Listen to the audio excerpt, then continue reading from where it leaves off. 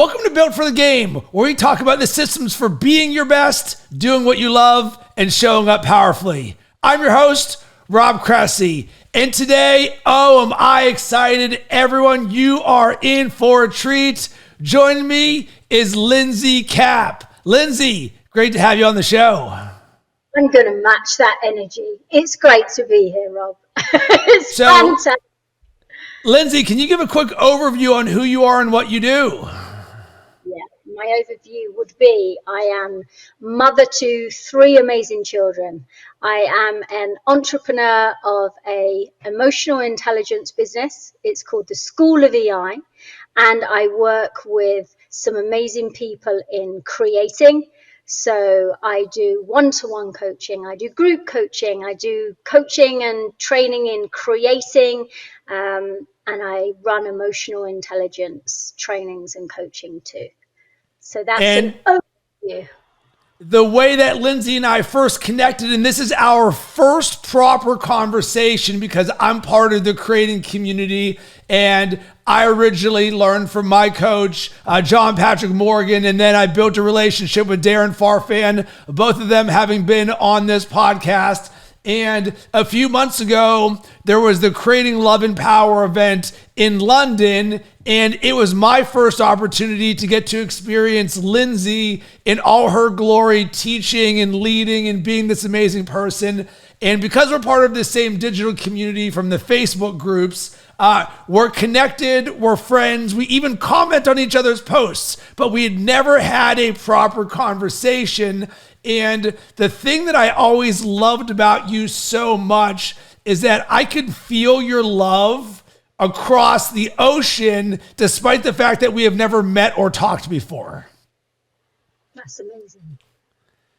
And that's what excited me so much about actually having this conversation. And today we're going to talk about some amazing topics. And when thinking about what the title of this was going to be, I believe it is going to be Uncovering Your Magic. Because Lindsay, one of the things that I did in preparation for this is, and this is a podcast tip, I went through your social media profile to see all of the things that you've been talking about over the last month or two. Because in doing so, I know what's important to you. I know the language that you're using, and you had used the term uncover your magic. And you even said the magic to getting people to say, hell yes. So when I say uncovering your magic, what's the first thing that comes top of mind for you?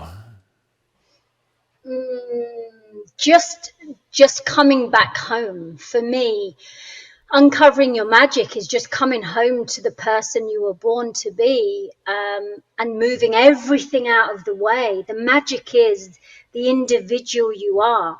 So for me, uncovering that magic is let's move everything out of the way, or the things that you have been told about who you are, or the things that have happened that have been out of your control, and let's really uncover the true depth of you.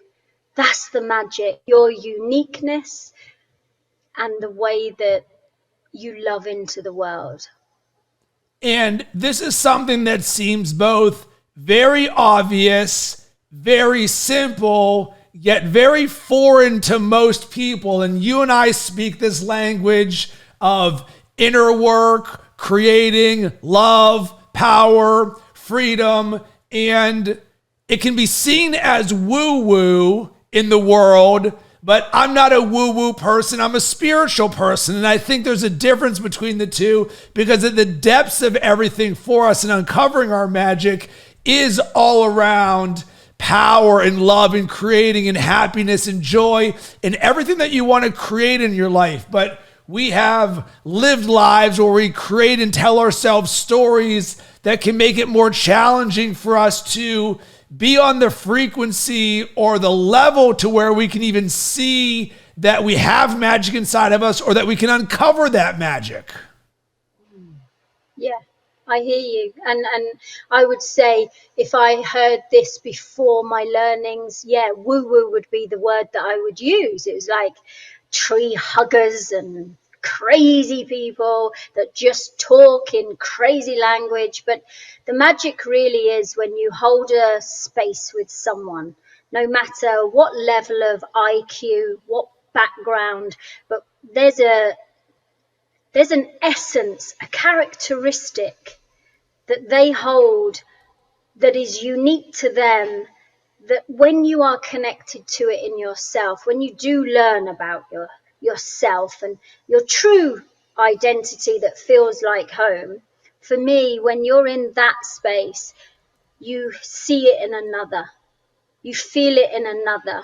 So this work, really, the magic of that is, it's a feeling, you know, when you get that feeling of, oh, I've been here before, or oh gosh, I've relived an experience. You get this internal feeling that just says, well, that's familiar.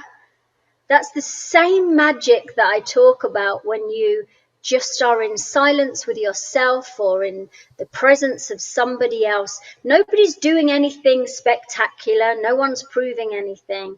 But there is a magic that is present, which is just so comfortable, because there's nothing to prove, there's nothing to say, there's just a presence in a person that's magical.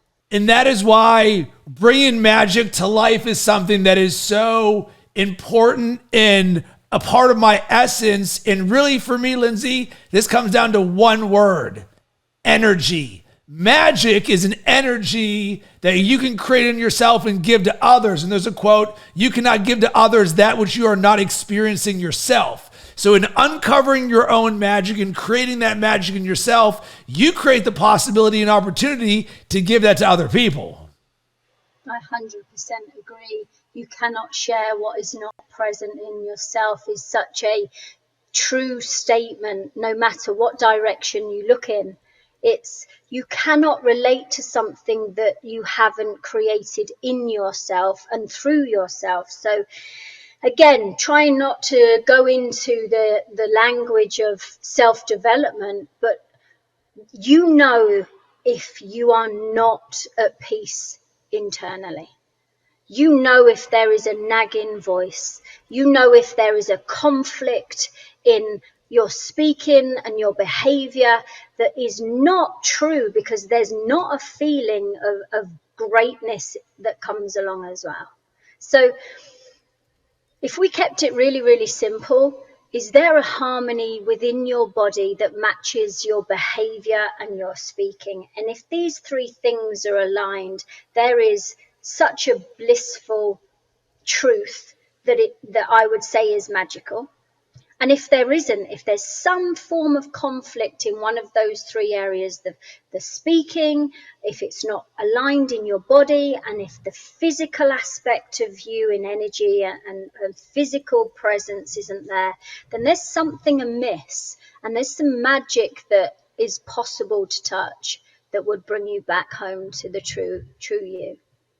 And Lindsay, this is a phenomenal segue, because one of the things that I wanted to talk with you about is the terminology around simple truths, and truths with a lowercase t, the truths that are true to us. And what I love about just the term simple truths is so often we overcomplicate everything, and simple is not easy, but simple can be easy. And truths can be absolute, but they don't have to be absolute. They can be true for you. I'm curious from you, when you hear simple truths, what are some simple truths that come top of mind for you? The simple truth that we are all love. That was one of the biggest and hardest truths for me to actually adapt to trust in, to believe in, to be with. You know, a simple line: we are all love, pure love. I would have a yeah, but, or a question or resistance. So a simple truth was, am I willing to believe and trust and be with this as a truth for me? So that simplicity always comes down to for me, Rob, am I willing to allow this to be a simple truth that lives within me, that becomes me, and something that I live through? So we are all love, life on life's terms. I'm everything and nothing is a truth that I really took a long time to be with, through fear of being nothing, and then the resistance to me saying I'm everything was learning how to be with both. And so that simple truth that we can have both. I am everything and I am nothing. And in the love of an ability for me to be nothing, I become everything. It's like a self-fulfilled prophecy. If I can be nothing and stay loving of myself, then I become everything. So that simplistic statement is so powerful in me recognizing the power that I can create daily. Yeah, and now, yes, and that one of the things that I love attached to this is I am constant creation of who I am, and truly believing that I can create anything that I want in my entire life. And it's essentially the creating perspective that I learned from JP, and it resonated so much with me as a creator, as a lover, as someone who's a go-giver. When I sat there and I was like, wait a second, you're telling me I'm in charge of creating every single aspect of my life. And I loved that perspective. And that's why I'm so fanatical and intentional about the way that I design both my thinking and my life, because I'm like, well, wait a second. If I can create every single aspect of my life, why would I choose anything other than the life that I love the most on an every second moment basis? So let's reverse engineer this and say, all right, let's design the best version of Rob and the identity of who I am, because who I am and the story I tell myself will create my actions, and my actions will create my results. So we're going to start from my being, and then from there, I'll start to design the actions that will create more of what I want in my life. And then more of the results and the feelings that I want in my life get created. And there's obviously levels and depths to this game. But once I took that on as a perspective that I live by, Rob, how are you always so positive all the time? I'm like, why would I ever choose to not be positive all the time? Rob, you always have such a big vision and you're dreaming, you help other people. And I'm like, why would I not want to do these things if everything is on the table? Yeah, I hear you. And if I'm going to play devil's advocate with you, why wouldn't I? And it would come down to what got in my way before I adapted to this, till I trusted in it, till I nourished it. The resistance was, well, that means that I'm responsible for everything. Like, you mean you're going to put all that power in my hands? I'm not sure I'm ready. I'm not sure I want it, because the only person then that will ever be in charge is me. You mean I can't blame anyone? I can't be a victim to anything? It's like, do you want, red pill, blue pill, do you want to take it? Do you really want to create your everyday? And it takes some courage, I honestly believe, to actually take that on and nourish it and live by it, Rob. But when you have had a taste of what's on the other end of living a life so lovingly from the inside out, there's no way you would ever go back to that place where this wasn't possible. Yeah, and I think back to way before I even adopted this perspective. This is 13 years ago when I left my corporate ad sales job to go all in at living my dreams of working in sports. And it is the very first day, the morning I wake up, I have no job, no clients, no revenue coming in, no website.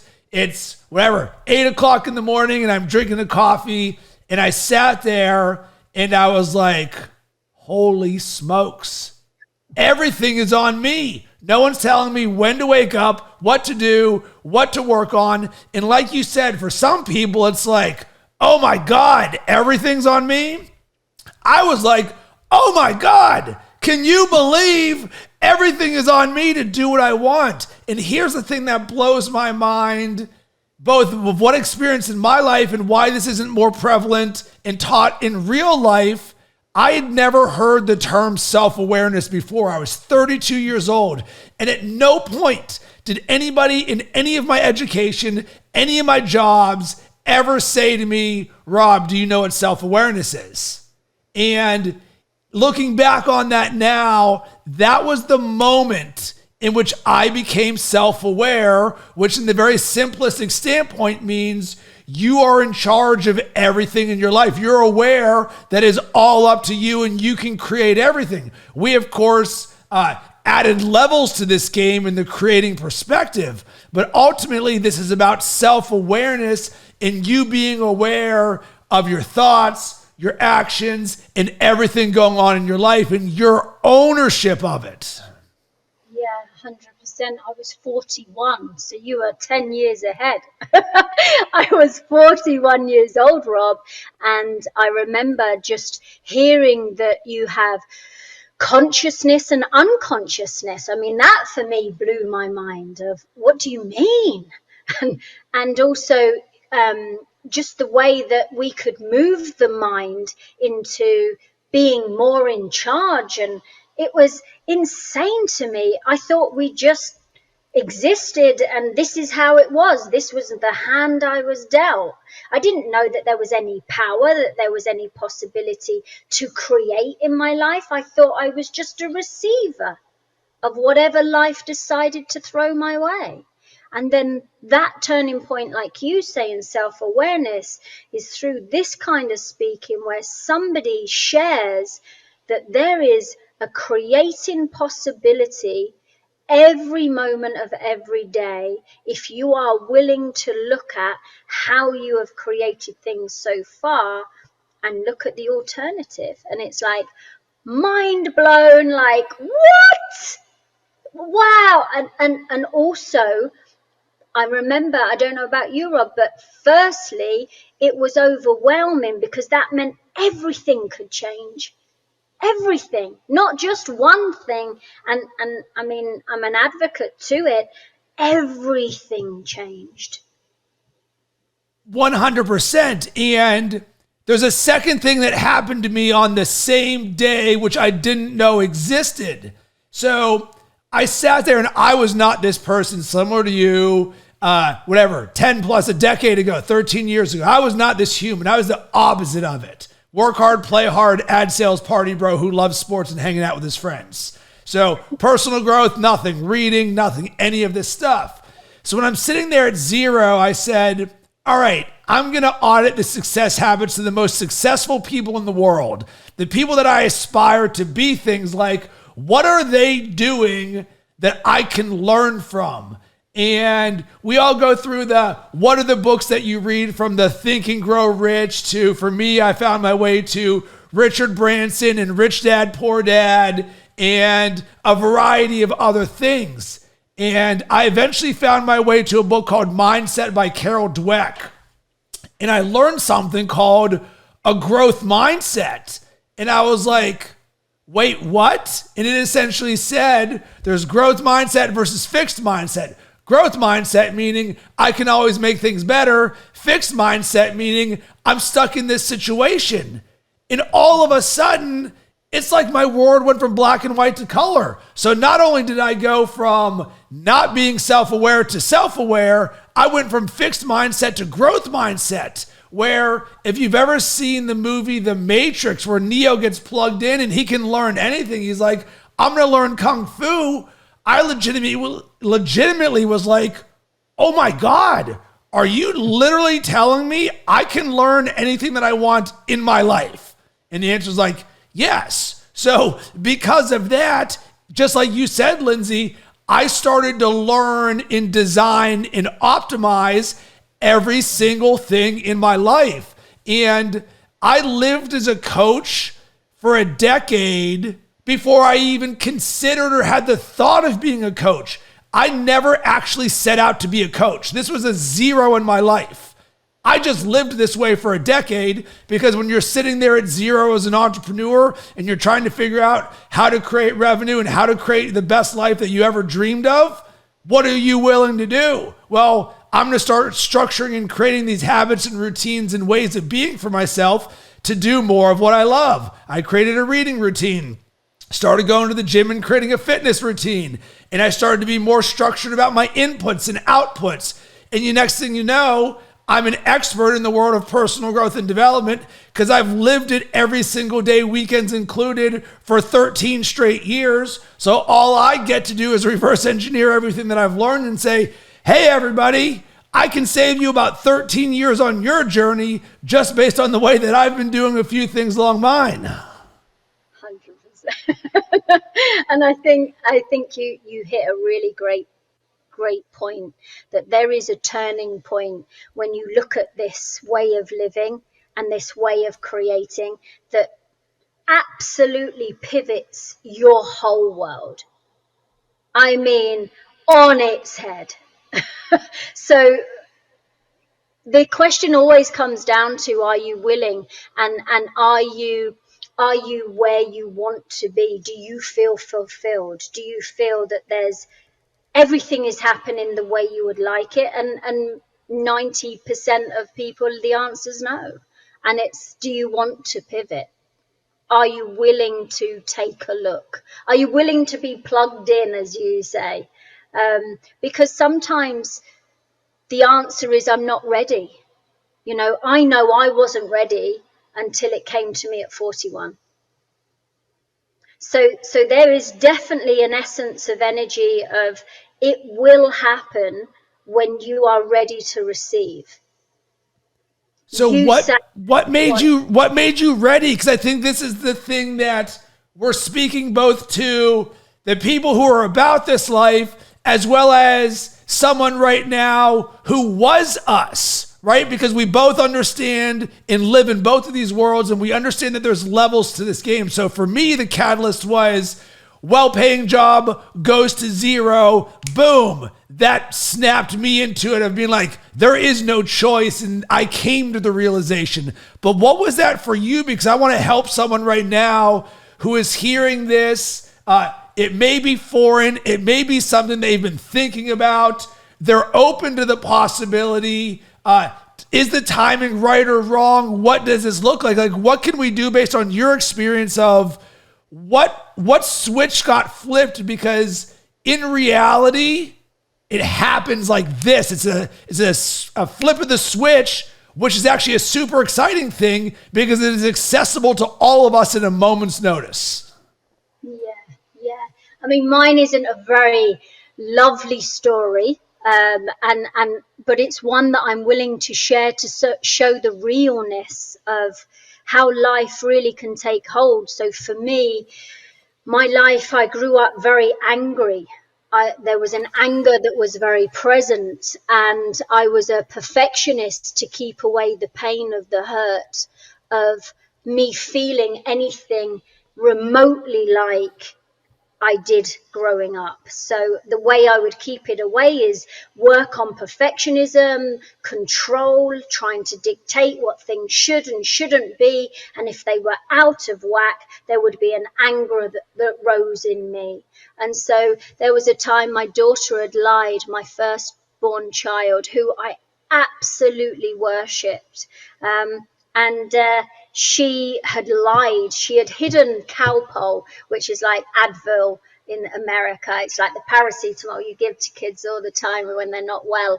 And she had hidden the medicine bottle because she didn't like having the medicine. I knew she had. And she had hidden it, and I'd asked her, and she lied. And then I found it, and my head just blew off on me wanting to control this emotion that came up, like, you lied to me, you deceived me. There was a pain that emerged in me that was so violent to me and to others, and I threw this Calpol bottle, And my intent was to harm, because the pain was so bad. It was to escape the pain, I know now. But at that time, the shame that I felt in the behaviors that were emerging, in me living a life that I so didn't want. I was living from fear, and I was living in a pretense, and sometimes that would catch me up and there would be an ache. I call it a morning ache in my chest, which is like I just wake up with it of not feeling complete. And then at night time there would be an anger, a frustration, a dictation of not enough. And so I would say that in short terms, a person that wakes up with that ache, when I say ache and I put my hand on my chest, if you have an ache, you know what I'm talking about. You know the ache. And to me, if the ache is present, there is something saying something's got to change. Something's got to change. And that was the pivot in which I'm not settling for this. This isn't who I am. This can't be it. And that pivot, a bit like you were describing, is there was a nothingness, like an abyss of not knowing that I was willing to enter. Yeah, and I know exactly what this is like, because the way I describe it is it feels like there's an anvil on your chest. There's a pressure. And so many of us can relate to the I want a client, oh my God, I've got so much pressure. You land the client and that anvil gets lifted off your chest where you feel like you're floating on clouds. And I think this is a great segue to creating breakthroughs. Because one of the things you talk about is the biggest breakthroughs come after and from breakdowns, to where we sometimes, unfortunately, or by design, go to a place that we don't like, and that feeling leads us to a place of peace, optimism, joy, or the potential of it. So let's talk about creating these breakthroughs, because it's something that's part of the work that both of us do, both ourselves as well as for others, is all around how we can help create and transform those breakthroughs. Yeah. So for me, transforming a breakthrough is your willingness to reflect on the truth of what's truly going on inside of you, what's truly happening in the privacy of your own mind. What's the truth? What's the fear? What's the pretense? And if you're willing to be with the truth in your speaking, then there is a innocence that shows up that allows a breakthrough to happen. A breakthrough for me can only happen in the presence of a real truth being spoken to yourself or to another. So, and when I say a truth, it's not a universal truth like the sun rising in the sky. This is a perceived truth that is creating a behavior. So, for example, a breakthrough for me was my being is primary. JP shared, that was one of the huge breakthroughs I have had, is my being is primary. Who am I being that created the anger? I was not good enough. I was inadequate. I was outside of perfection. There was a whole set of truths that was preventing me from having the feelings, the attachments, the beliefs, the truths that I truly wanted, because I was so stuck in this pretense. And so speaking that truth of what do you really want? That's the question. What do you really want here, and what's truly getting in the way? And in that conversation with self or with another, we then have a potential for a breakthrough of something new to be seen, felt, heard, touched. I love that. And I think it's so important to reaffirm what you said around your being primary. because when I look at the work that I've done on myself and learning through the creating community in JP, this is something where this is where the levels to the game are. There is no self-awareness to self-awareness, fixed mindset to growth mindset. Then there's no routine to you've got a routine.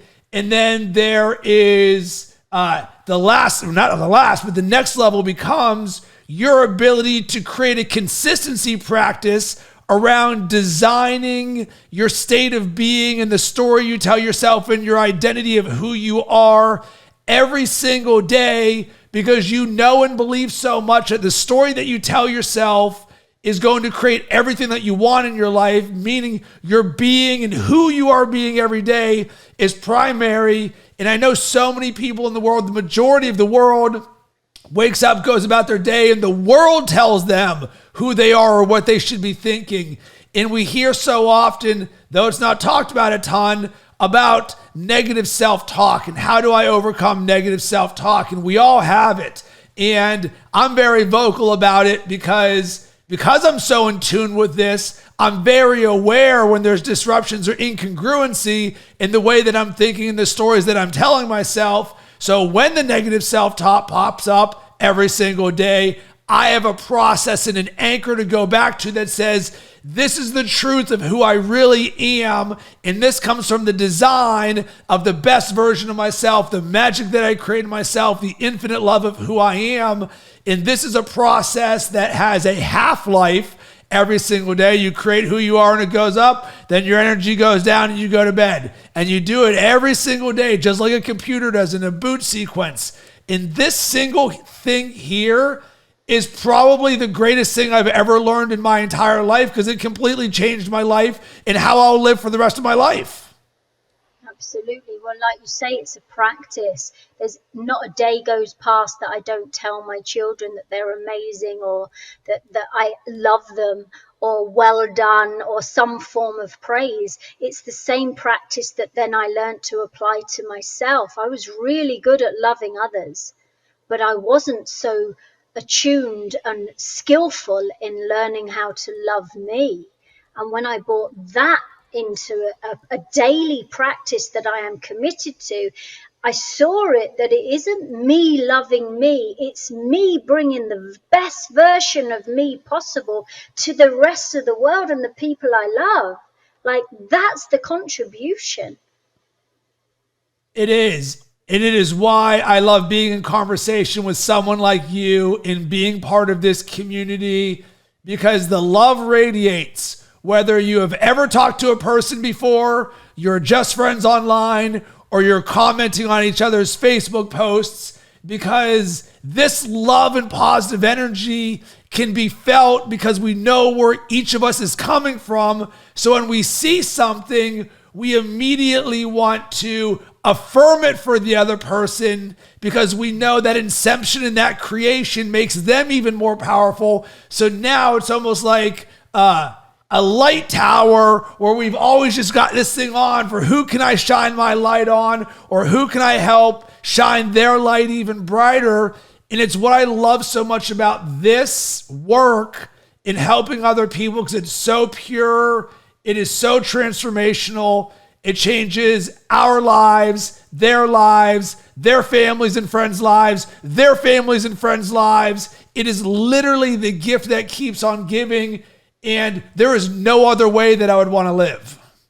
No, and there's no other way that I'd want to influence the rest of the world that my children live in. You know, it's going to be generational. So I certainly want to be a part of that generation that had an impact in being an influencer, and also leading this way, not just dictating it, or I don't know, writing about it, speaking about it. I want to be this, so that it comes from a place that when my day comes, that I've lived my best life, that I couldn't have contributed more. And you made a really good point, and there's a saying that I love: don't blow my candle out to make yours shine brighter. And I believe we live in a society a lot of the time before we come into this awareness of possibility, that it's like a dog eat dog world where people are blowing each other's lights out because of a fear that they're not bright enough. And then when we walk into this way of living and being and committing to, that is so, like you said, pure from a self-love that is not from ego, but is from a belief that we all rise together.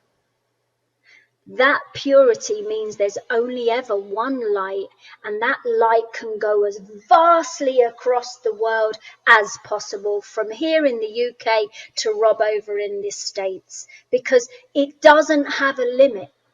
There's enough for every single person in the whole goddamn planet. And we're here to just keep radiating this light out. And anybody who wants some of this light, come and join, and let's make it brighter and brighter and brighter, because this way of living and loving, there's nothing like it. That's how we're going to end this, because that was so beautiful. It was so amazing. It is such a simple truth to go circular in our entire conversation. Lindsay, I could just soak up your goodness. I'm feeling it from where I am right now. Where can everybody connect with you? So lindsaycapp.com is where you can come and see all the work that I do. Join in all the free stuff we do. There's loads of stuff, but lindsaycapp.com is where the magic happens, my end. And I highly recommend you connect with Lindsay. Obviously, if you've made it this far, you can feel her power and love and energy. She is everything that you are hearing here and more. And I would love to hear from you. What stood out from this conversation for you? Tell us about your self-awareness journey. Is there something that we can do to help you along on yours? You can hit me up on all social media platforms at Rob Cressy.